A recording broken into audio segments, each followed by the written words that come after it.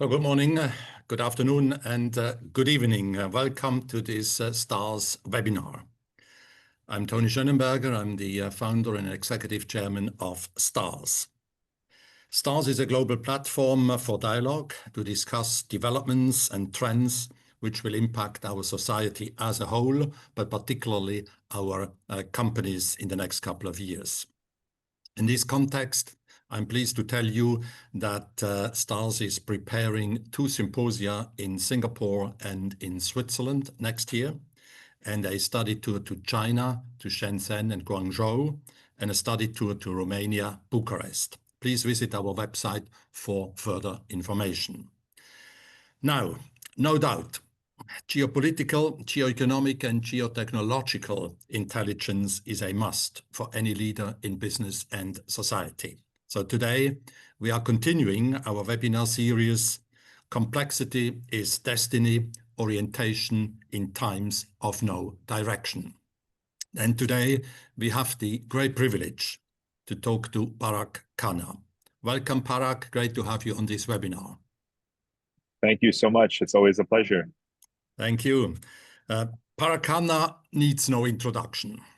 He's well known as a global strategy advisor. He was named one of 75 most influential people of the 21st century. He was born in India, raised in the UEA, in New York and in Germany, and he traveled to more than 150 countries. Today, Parag is founder and CEO of AlphaGeo, the leading AI-powered analytics platform. And I'm very proud he's a frequent speaker at STARS.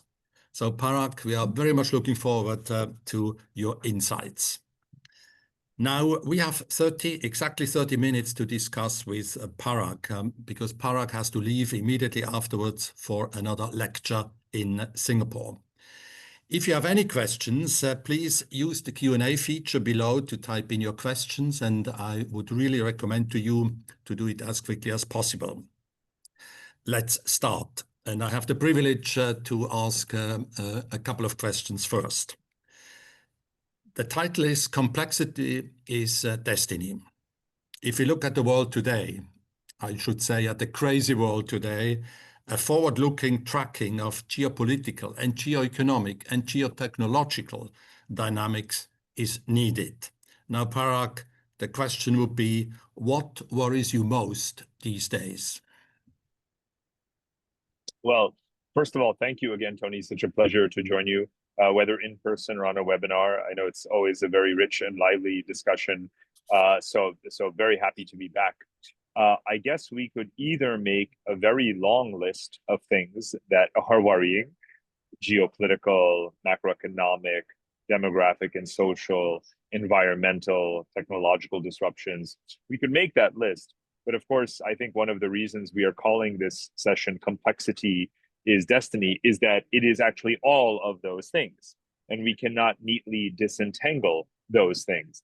There are threads that you can pull that show how the global economy and global capital markets and global investment landscape has allowed for capital to be exported and to finance the industrial development of markets like China, how China has recycled those capital surpluses into programs like Belt and Road, as well as its own industrial development, how that has had an impact on the middle class in Western societies, which now are causing social unrest and populist upheaval, and how AI now is democratizing and exacerbating and polarizing divides, and how the huge increase in greenhouse gas emissions from all of this global industrialization that has been financed by the global capital markets from 50, 60, 70 years ago is leading to enormous environmental cost, catastrophe, and mass migrations, which are further exacerbating the domestic political unrest in Western society. So you see, how do we actually disentangle anything from anything else? It's much more useful in a way to see what the tipping points are, the cascades are, as one issue affects another issue, and see if we can reduce those exposures, at least for our own societies, if not collectively. Thank you. Could you perhaps elaborate a little bit your thinking on AI, the expectations? I mean, we can think of future of the war scenarios, of robots, of key technologies such as ChatGPT, etc. What is your feeling, of AI in the next couple of years? Mhm.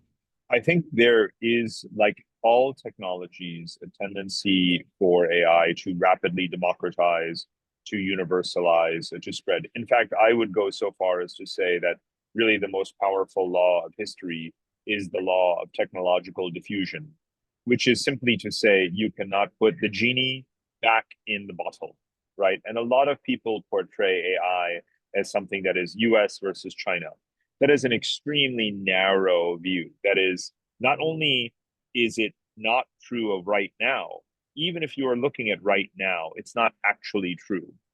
But it's certainly not true in the long run, where you see, again, this technology in particular, or like mobile phones, will democratize, not only because you will have bottom up desire for it, you'll have industrial policies that will lead to countries wanting to domesticate it, you will have corporate innovation that benefits commercially from distributing it and gaining customers and mind share and access to data for training.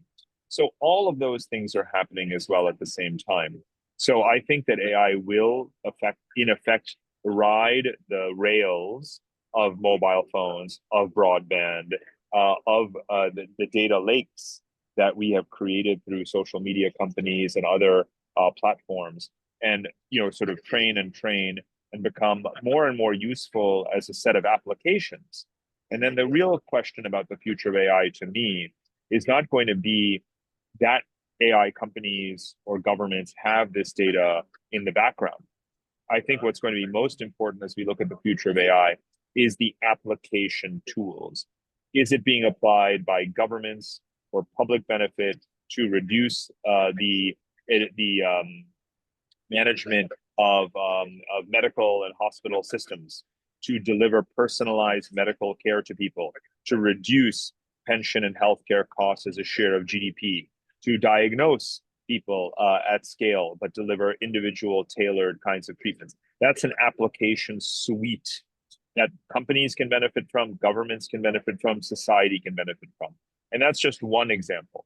Then, of course, there's the supply chains and Internet of Things, right? Can we harness this data to anticipate disruptions, to relocate production, and to simply have just more efficient supply chain processes? Can we use AI to reduce the energy emissions associated with AI itself, which is actually something happening right now? We know that the digital economy now generates as much carbon emissions as perhaps the aviation sector of the world. Can we use AI to make the use of AI more efficient so that we bring down that energy demand and consumption? The answer is yes, it is happening right now. So for each of these functional areas, we will have a different answer to the future of AI. And the correct lens to look at it is not primarily the geopolitical lens of bipolar competition. That is something of a nostalgic or conventional, simplified, kind of framework, but it's not the correct one for AI. You mentioned multiple developments, multiple disruptions. Everything seems to be interlinked, etc. Now, what advice would you have then to organizations and particularly also to companies these days? Well, that's a very big question. I think, of course, companies themselves really do need to embrace, AI for their own sake in terms of efficiency. If they don't use AI to streamline, to harmonize, to harness their data, to stay ahead of competition, of course, they will be displaced by AI native companies. We're already seeing the so-called unicorn with one, founder, that kind of thing. And so I think that is a very, very, very real risk, given how tight margins are in certain industries, given how competitive those industries are. There is clearly a phenomenon already well underway of large-scale displacement of white-collar labor.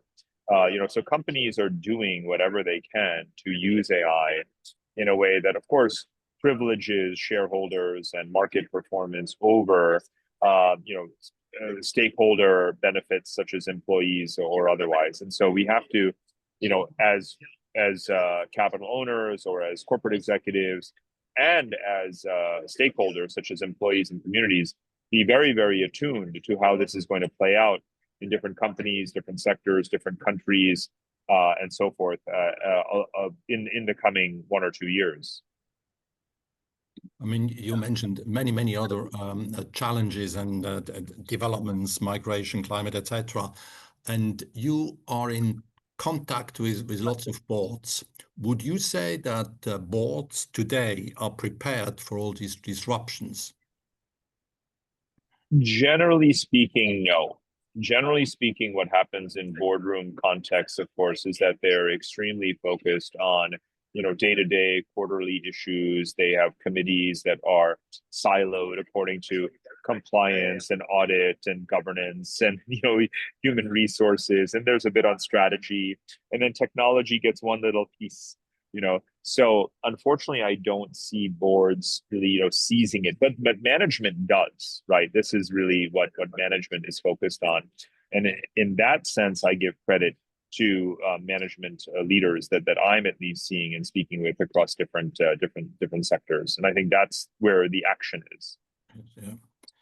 Now we are moving, obviously, and you mentioned it. You mentioned the G2 or the non-G2 world in the era of AI, etc. But we are moving into a kind of a G0 world without any real governance. How do you see the new world? Is it a multipolar world? What kind of world do you see? And what, for instance, is also the function or the role of institutions like the United Nations? Right. So, as you know, for about 20 years, I've been using this term geopolitical marketplace. And I think that it is ever more a geopolitical marketplace. It's not as interesting to ask who is number one, who is number two, is it a G1 or a G2 or a G0? That's not actually, to me, what's interesting. What's interesting is when a country is looking to solve a problem, who will build my data centers? Who will I buy weapons from? Who will I borrow capital from? Who am I selling to? Who am I trading with? Those kinds of questions. The answer is not America or China and no other choice. That's a false choice.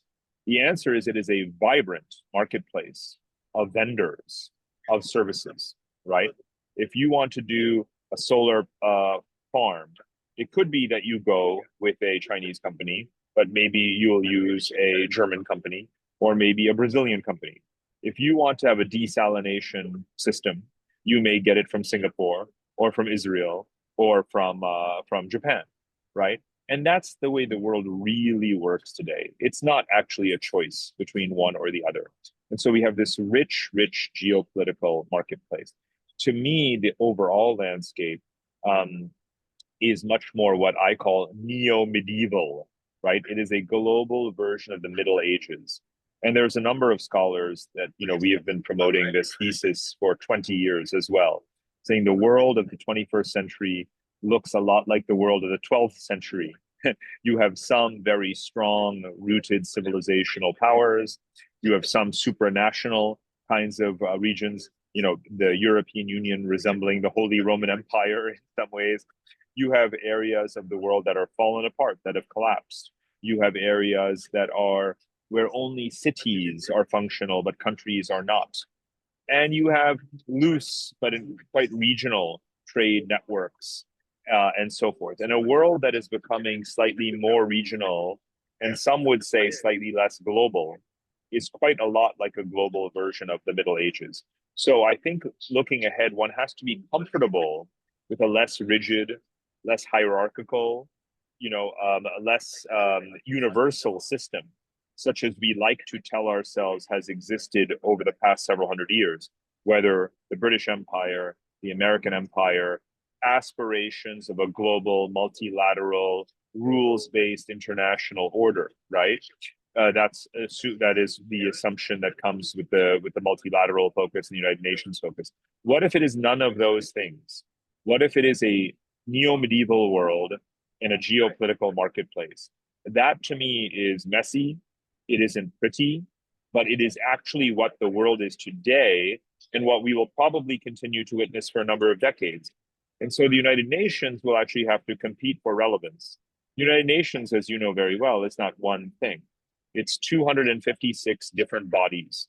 You could be talking about the Meteorological Agency. You could be talking about the World Food Program. You could be talking about the Security Council. And of course, the Bretton Woods institutions, the IMF and the World Bank.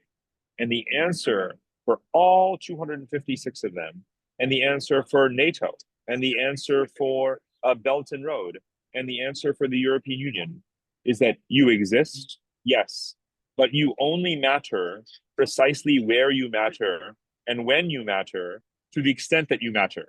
That is it. There is no moral high ground. There is no obeisance to the idea that if the United Nations says something, therefore it is superior, therefore it is better, right?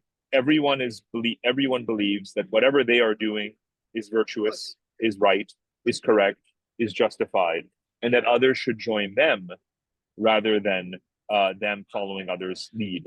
So that is the reality of the world today. Again, it's messy, it's ugly, it feels, again, amoral, but we need to be realistic that is an accurate description of the world today. An interesting analogy with the Middle Ages.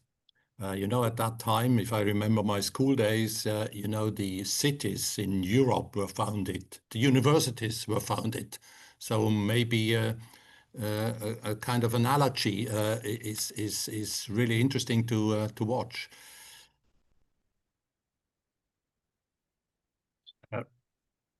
Oh, yeah, absolutely. I want to take more questions. Sorry. Okay. I mean, a next question would be, I would like to come back to your report on the Global Investment Risk and Resilience Index. This is really interesting so far as Singapore and Switzerland, for instance, were at the top of your ranking. Could you please elaborate a little bit about your report? Absolutely. So, of course, we're very, very pleased with this collaboration with Henley and Partners.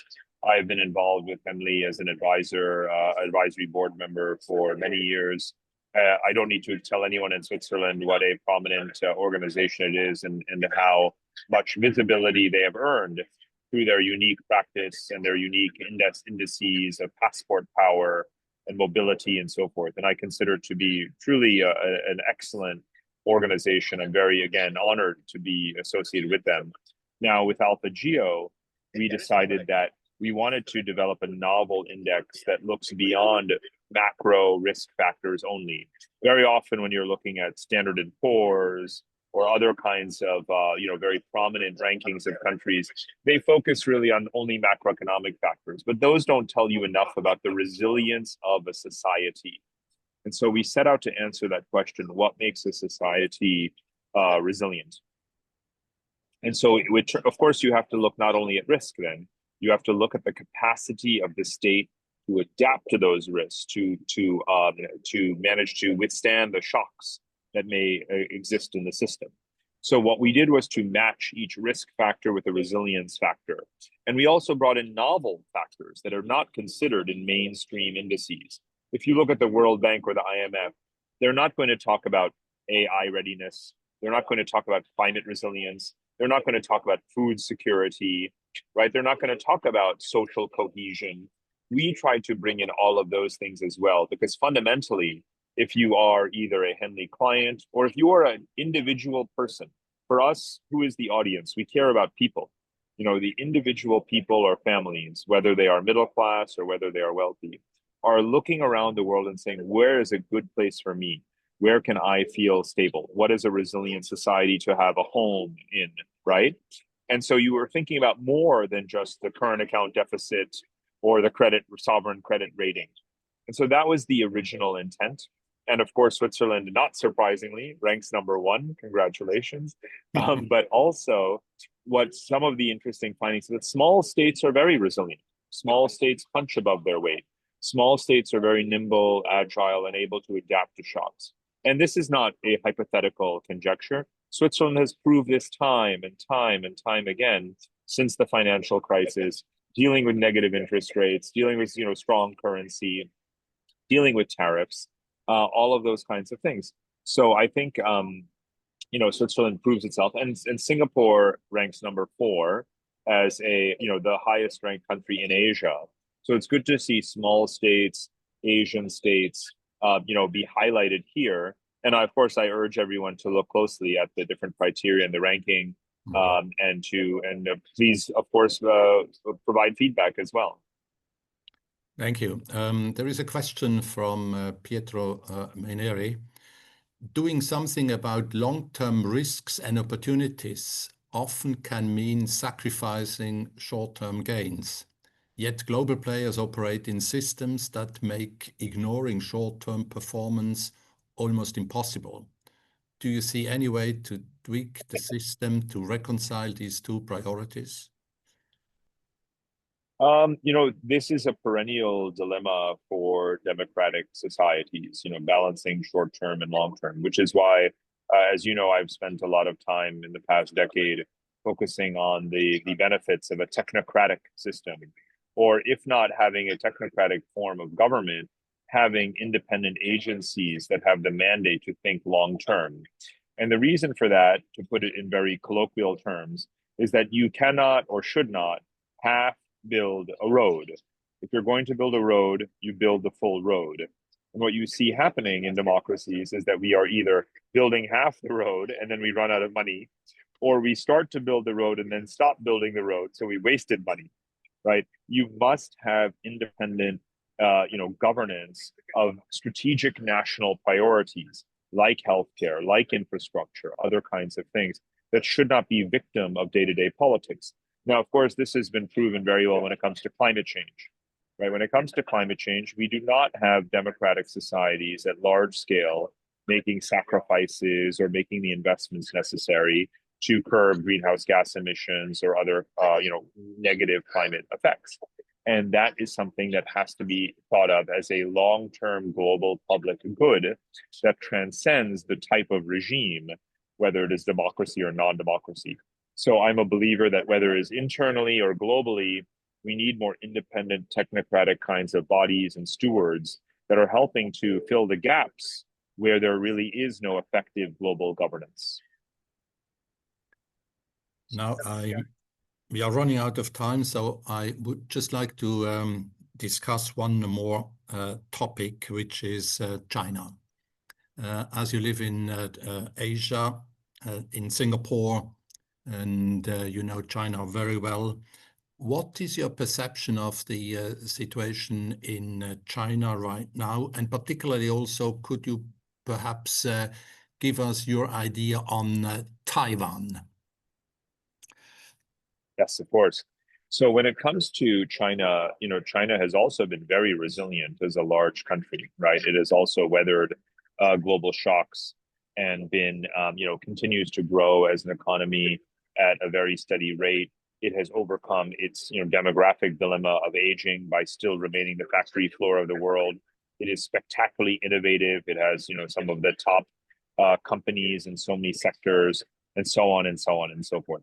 So I think China rightly is gaining in confidence. At the same time, of course, there are many countries on the periphery of China and internationally that are concerned with China's geopolitical maneuvering and intimidation and debt traps that they feel that they are in with China. So the Belt and Road Initiative is less and less of a global phenomenon and more of an Asian phenomenon. So that's one point about China. And of course, China has expressed this confidence in the way it's responded to Trump's tariffs, and of course, with the rare earth mineral export ban. These are measures that show that China has achieved a degree of self-sufficiency industrially that we have not previously ascribed to China. For 20 years, I've been looking at the statistics on what the share of the exports that depend on imported components. And I've been watching it go down, down, down, down, down, down, down. So that's just one data point. And of course, if you look at China's 5-year plans for technology in particular, they have met their targets in investing in key leading sectors that they seek to dominate. The next point is Taiwan. So Taiwan, I believe that because of the fact that TSMC has been identified as what you might call a single point of failure, right? A bottleneck. A company that is so important for the world economy, but too concentrated in a risky geography because of geopolitics and other factors as well. So now what is happening is that you have a global competition in the semiconductor industry. Of course, there are many companies competing in that market. And Taiwan itself, TSMC itself, is now expanding its presence in the United States, in Japan, looking at locations in Europe, India. So you will have a global supply distribution for semiconductors, which will decrease the centrality of Taiwan in the strategic calculation. That could mean that in the future, Taiwan becomes less relevant, actually, for a Western strategy, for American strategy. And that probably does not bode well for Taiwan, which is why, maybe it was 7 or 8 years ago, I started saying that what is occurring is, an evolution towards one country, 3 systems, instead of one country, 2 systems. And of course, the other system being Hong Kong. Great. Now we have to stop here because you have to run away. Parag, thank you very much. Time is up, unfortunately. It was really, really interesting to listen to you. Thank you very much for all your insights and brilliant insights. And indeed, you mentioned it, we are facing so many different developments, disruptions all over. So maybe one message is quite clear: expect the unexpected. So we are looking forward to having you again. We are looking forward to having you hopefully in our symposia in Singapore and in Switzerland. And in the meantime, we wish you all the best and hope to see you soon again. Thank you very much, Parag. Thank you. So good to see you. Bye-bye. Okay. We are continuing this webinar series on 28th of November. The speaker will be Professor Christoph Frey. He's a professor of international relations at the University of St. Gallen. Hope to see you then. Goodbye for now. Thank you.